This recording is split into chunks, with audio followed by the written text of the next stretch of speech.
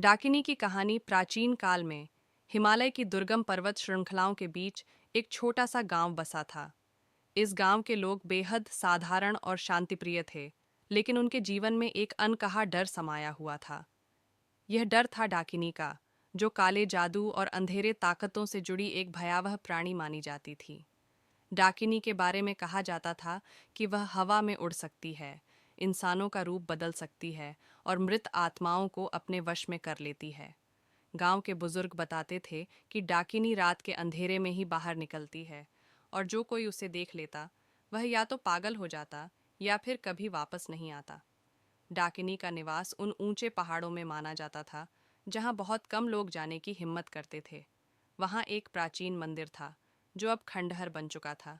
लोग कहते थे कि यही मंदिर कभी डाकिनी का घर हुआ करता था। गांव में हर साल कुछ अजीब घटनाएं होती थीं। गायब होते लोग, रहस्यमयी आवाजें और पेड़ों पर अजीब निशान। गांव वाले डाकिनी के प्रकोप से बचने के लिए उसे प्रसाद चढ़ाते थे और रात को घरों से बाहर निकलने से डरते थे। कहानी की शुरुआत होती है एक साहसी युवक अर्जुन से। अर्जुन गांव के उन कुछ लोगों में से था जो इन कहानियों पर यकीन नहीं करता था।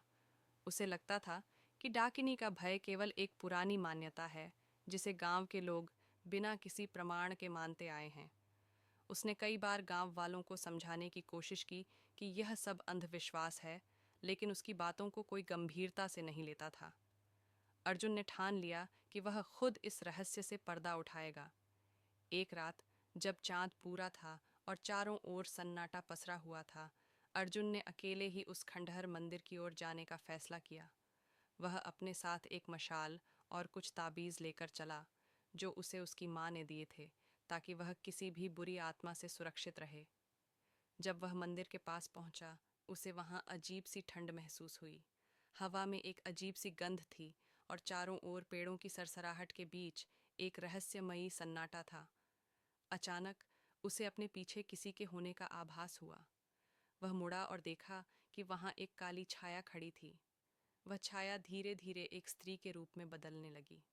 उसकी आंखें लाल थीं, बाल बिखरे हुए और दांत बेहद तेज थे। वह और कोई नहीं बल्कि डाकिनी थी। डाकिनी ने अर्जुन की ओर देखा और हंसते हुए बोली, तू मेरे इलाके में क्यों आया है मानव? तुझे इस हिमालय के रहस्यों का पता नहीं है। अर्जुन ने साहस दिखाते हुए कहा, मैं यहाँ यह साबित करने आया हूँ कि तुम सिर्फ एक मिथक हो। लेकिन उसकी आवाज़ में हल्की सी कंपन थी, क्योंकि वह भी डाकिनी की शक्ति से अभिभूत हो चुका था। डाकिनी ने अचानक हवा में उड़ना शुरू कर दिया और अर्जुन पर हमला करने लगी। अर्जुन ने अपने ताबीज को कसकर पकड़ा और मन में भगवान का ध्यान किया। ताबीज से एक तेज रोशनी निकली, जिससे डाकिनी पीछे हट गई। अर्जुन ने इस अवसर का फायदा उठाया और वहां से भाग निकला। जैसे तैसे वह गांव वापस पहुंचा, लेकिन उसकी आंखों में डाकिनी का खौफ साफ झलक रहा था। अर्जुन ने गांव वालों को यह कहानी सुनाई और तभी से वह समझ गया कि डाकिनी केवल एक मिथक नहीं, बल्कि एक वास्तविक और भयावह शक्ति थी। गांव वालों ने उसे भगवान का आशीर्वाद मानकर धन्यवाद दिया, लेकिन अर्जुन की उस रात के बाद आंखों की चमक हमेशा के लिए खो गई थी। इस घटना के बाद गांव वालों ने और भी अधिक सावधानी बरतनी शुरू कर दी और डाकिनी के प्रकोप से बचने के लिए रात को कभी बाहर नहीं निकलते। डाकिनी की कहानी आज भी गांव में पीढ़ी दर पीढ़ी सुनाई जाती है, जो यह बताती है कि कुछ रहस्य हमेशा अंधेरे में ही छिपे रहने चाहिए।